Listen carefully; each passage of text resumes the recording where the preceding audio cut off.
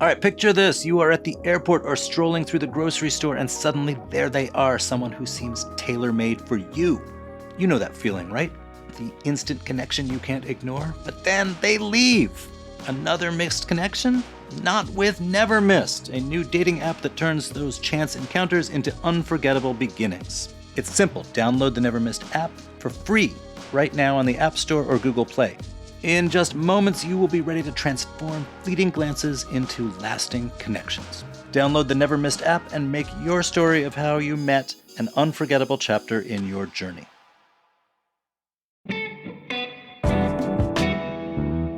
Today on CityCast DC, it's been a horrific week in international news, and the weight of what's happening in Israel and Palestine is so heavy that it's palpable for many of us here in DC.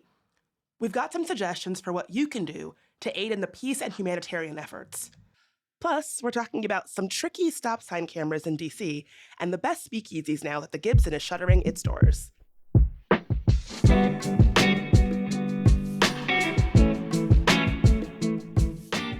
Today's Tuesday, October 17th. I'm Bridget Todd, and here's what DC is talking about.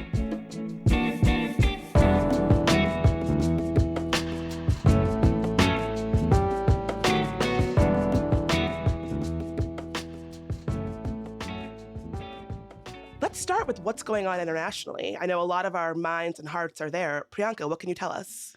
Yeah, so at the moment, Israel is preparing a ground offensive into Gaza. It's retaliation for these really horrific attacks by Hamas, which is a Palestinian armed group. Last Saturday, October 7th, it was a land, sea, and air attack. They unleashed gunfire on a music festival. They took more than 150 hostages. Overall, it was a really horrific day, a huge tragedy in Israel. Right now, while Israeli civilians are still grappling with all of that, grappling with the fallout, seeking shelter for people whose homes were destroyed, the Israeli army is preparing a ground offensive into the Gaza Strip. It's this 25-mile long, really thin strip of land. It's fenced in from all sides by Israel. And Israel has warned the 1.1 million Palestinians who live there to evacuate their homes, head to the southern border. It's pretty much universally acknowledged that most people will not be able to get to safe ground. The UN has called the evacuation order a crime against humanity. Israel has also cut off Gaza's water, its electricity, its food supply. Palestinians in Gaza don't have adequate medical supplies either. So all in all, a lot of innocent people are suffering. They're stuck. Israel says that these efforts are to try and root out Hamas, but the problem is that in a place like Gaza, which is so small and so dense, Hamas fighters are kind of really entwined in the communities, and they aren't going to be rooted out via airstrikes or these kinds of wide-scale military offenses. So overall, this is just a really terrible thing to watch. Feels pretty intractable. And I don't know about you guys, but it's been all that I've seen on my social media over the past week. Yeah, I mean, I think this is an instance where, like, it is okay to have extremely complex feelings about this, especially, like, I'm a Jewish American living in the United States, and I can tell you, like, I feel extremely conflicted about everything that is going on here, and it's very complicated. I would recommend maybe logging off of social media, and you don't have to post your opinion there if you feel uncomfortable. Yeah, this is true. And I mean, obviously, this is international news, but I think that in a city that is as internationally focused as DC, we have obviously lots of embassies here, a lot of international development organizations here. And so this is impacting people's lives and work and just like mental health in many, many ways. And so I think it's relevant for us to talk about for those reasons. At this point, the Gaza Health Ministry has said that more than 2,600 Palestinians have been killed. More than 1,400 Israelis were killed, most of them on October 7th itself. And there has been fear that all of this will spill into religious-based violence in other places, including in D.C. There was an attack in Chicago, and this is really brutal, so prepare yourself. Consider this a trigger warning. A landlord in Chicago stabbed a young Palestinian American boy. He was 6 years old. He was stabbed 26 times, and he died. the boy's mother was also seriously wounded, and this was a response to what had happened in Israel, Palestine the previous week. Luckily, we haven't had anything nearly like that in DC. There was some anti-Semitic graffiti drawn in a Fairfax school parking lot. And like I said, people are definitely still worried that this could escalate, especially because the violence in the Middle East is all but sure to escalate. It kind of leaves all of us feeling a little bit helpless, I think. I definitely feel the same way. It's when things like this are going on, it's hard to know what I can do, from my apartment in DC to support. Yeah. How have folks been responding in DC?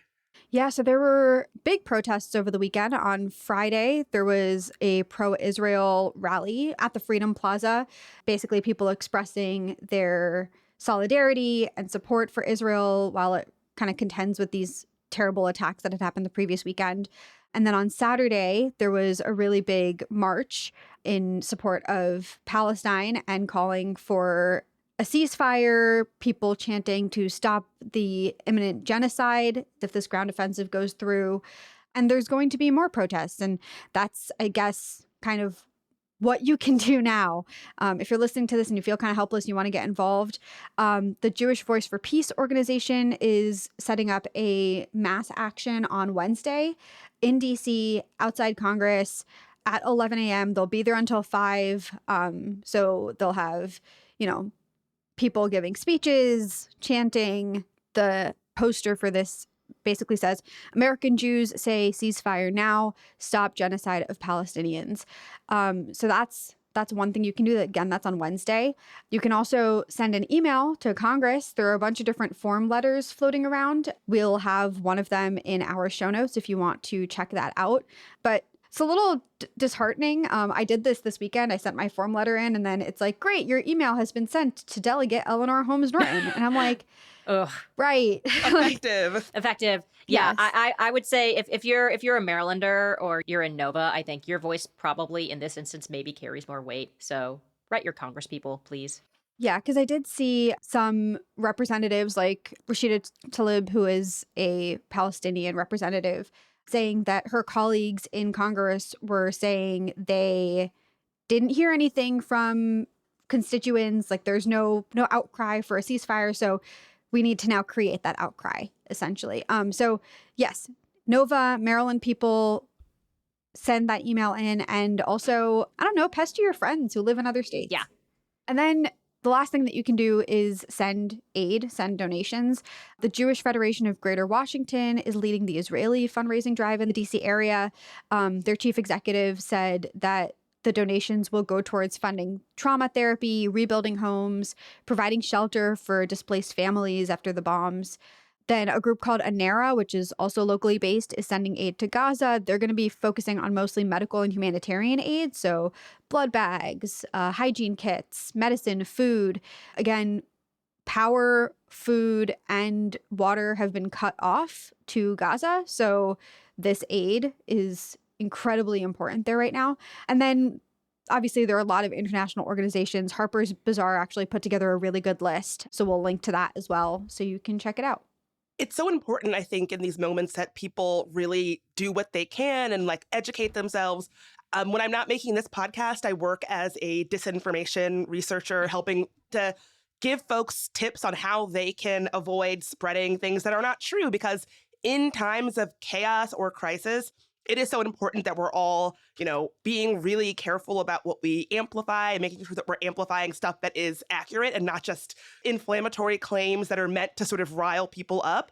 Unfortunately, we've already seen some big inaccurate claims about this conflict being amplified on social media. You all might have seen that doctored press release supposedly from the White House saying that the Biden administration had confirmed, I think, $8 billion in aid to Israel. That was just not true. It was a phony press release, yet it trended on Twitter because people with blue check marks amplified it. And so I think right now it is one thing we can all be doing is to really educate ourselves and to really have a lot of digital hygiene about what we amplify, what we buy into, what we give oxygen to, and really making sure that we are following trusted sources and, treading carefully, not just hitting that retweet button on the first thing that gives you an emotional response. I know that it's really tempting to do that when we're all scared and anxious and want to support, want to help. But the best thing that we can do right now is really making sure that we're educating ourselves thoughtfully and really amplifying accurate,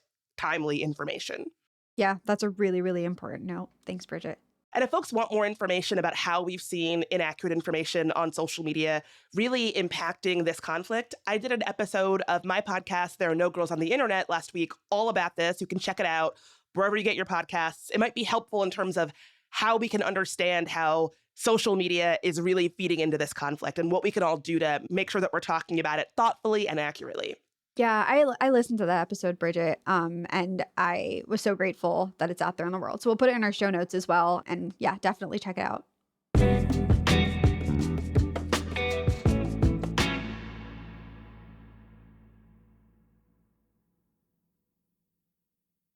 Over the weekend, independent journalist Alan Henney posted a video of him rolling through a stop sign with the caption, "That's me driving the white Crown Vic on Blagden Ave at Allison Street Northwest. DC has fined me $200. Should I pay or contest it?"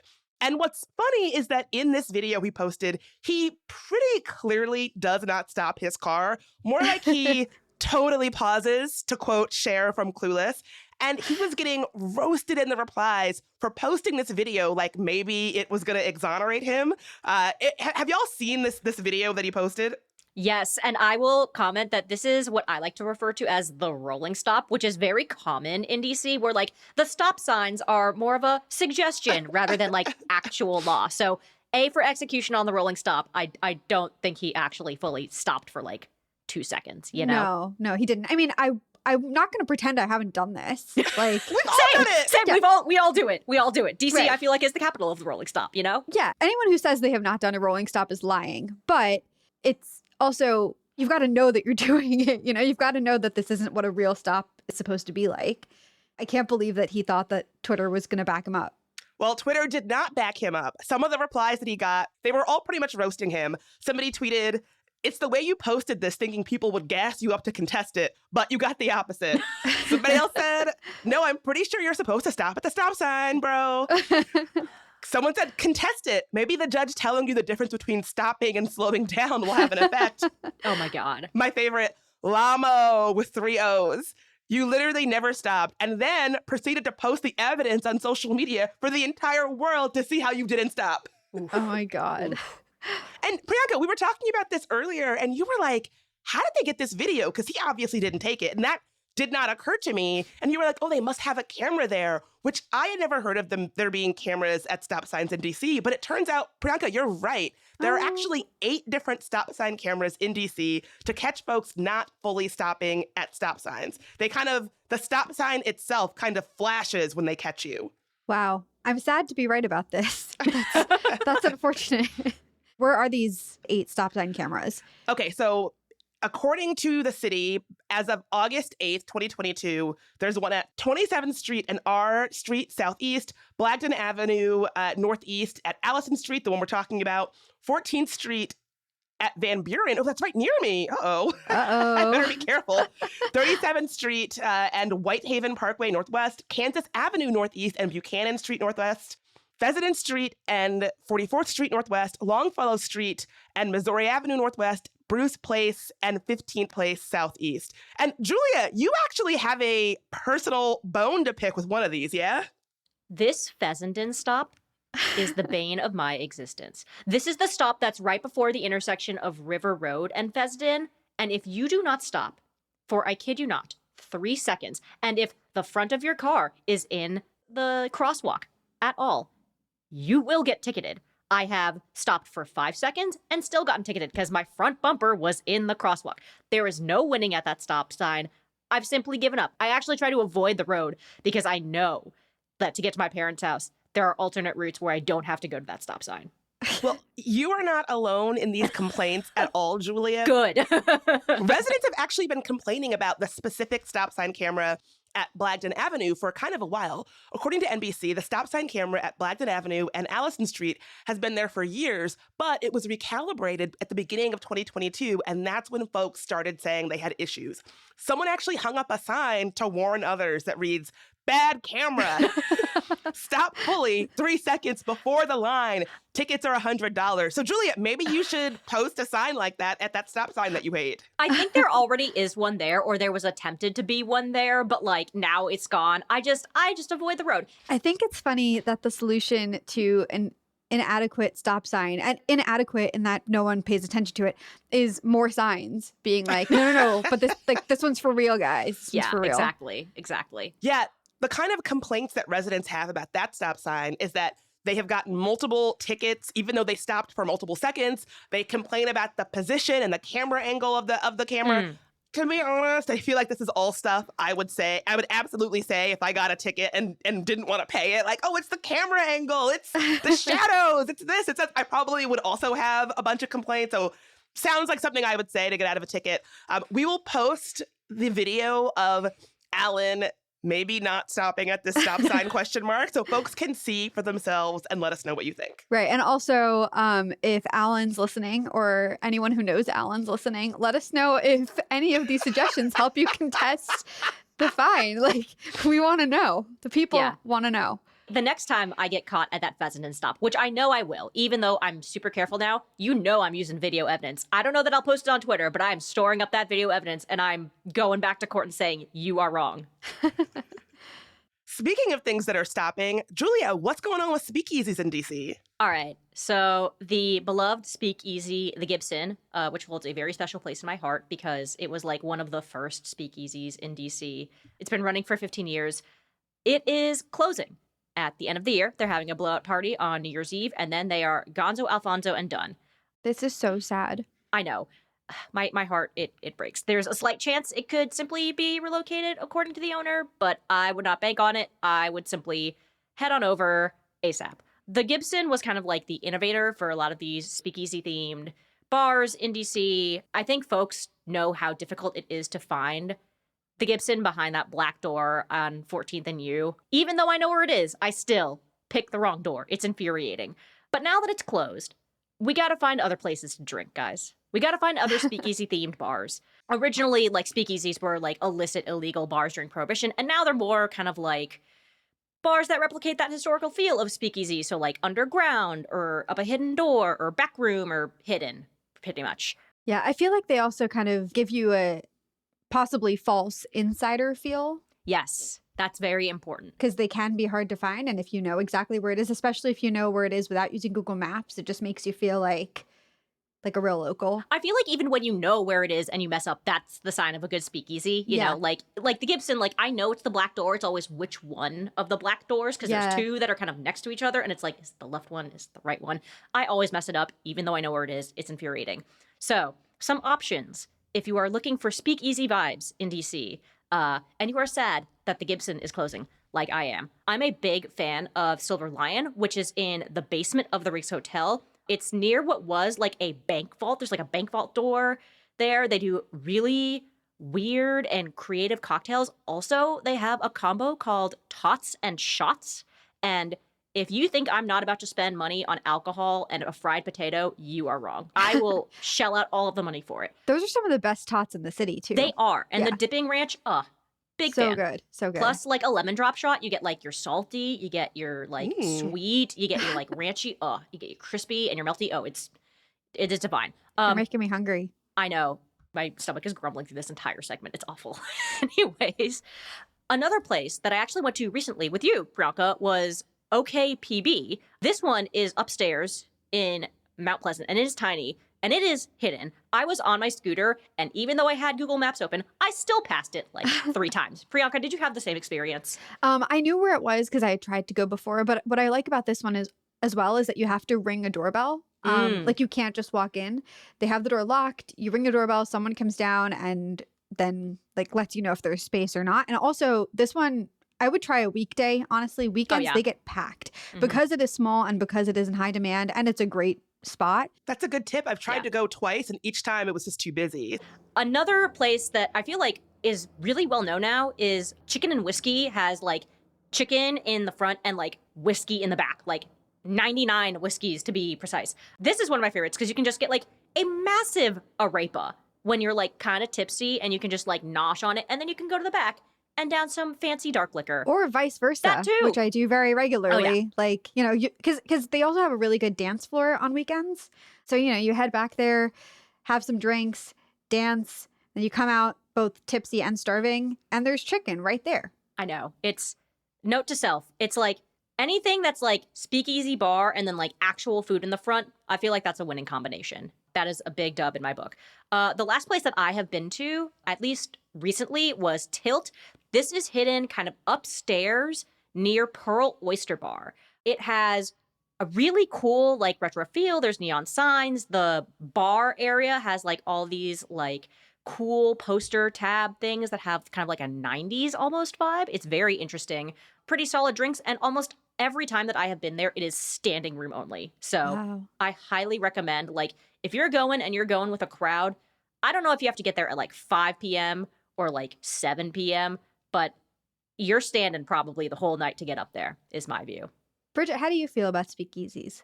I'm not the biggest speakeasy fan. The last one I went to was Out of Office in Adams Morgan. It's behind the barbershop Manifest, it was a really cool spot. Like it truly is like hidden. Like you would not know it was there if you did not know it was there. I saw it on TikTok and I liked the vibe. I thought it was a cool spot, good drinks. However, my big complaint is that like I think that the reason why the Gibson was great is because they opened at a time where they didn't really have a lot of those spots in DC. Mm-hmm. And I think a lot of spots now, they use the speakeasy vibe as a way to like kind of overcharge you a little bit. So as much as I enjoyed the vibe at Out of Office, which I really did, if you go with another person, you both have 2 drinks, like $200 later, you're like, wait a minute, you know? And so that's a little bit of my gripe with speakeasies, is that sometimes I think they can be a tad overpriced, but if you are looking for a fancier night or a more elevated night where you want to get a little spendy, they can be cool. Yeah, I agree with that. I don't think I've ever been to a speakeasy that's reasonably priced. No, I think that's not par for the course. So there's a bunch of places that I haven't been able to try. So like The Mirror, or like Off the Record at the Hay Adams, or Allegory, or Never Looked Better. Have any of you tried any of those? And do you have thoughts or feelings? I've been to all of them. I really enjoy the speakeasy thing, even though Bridget's criticism is very appropriate. I just think they're fun. The Mirror is truly hard to find. I knew exactly where it was, but the entrance is kind of creepy. So while you're going there, you're like, am I really going to the right place, or am I going to get like stabbed? You know, it's a creepy one. Once you're in there, it's very, very dark also. Like there's like 3 candles and that's it. It's pretty much pitch black in there. So it's an interesting vibe. Off the Record feels a little bit stuffy in my opinion, but it is a cool spot to get to. Allegory, I love. They have like a twist on Alice in Wonderland theme, which is pretty cool. And it's in the Eaton Hotel, and I just love that hotel and everything it stands for. And Never Looked Better is very neon. Everything is neon in there. It's very Instagrammable. That seems to be their overall vibe. Juliet, Priyanka, thanks so much for being here. I will see you both over a $27 cocktail at one of these speakeasies. Sounds like a plan. Okay, PB, you're going to hear from us very, very soon.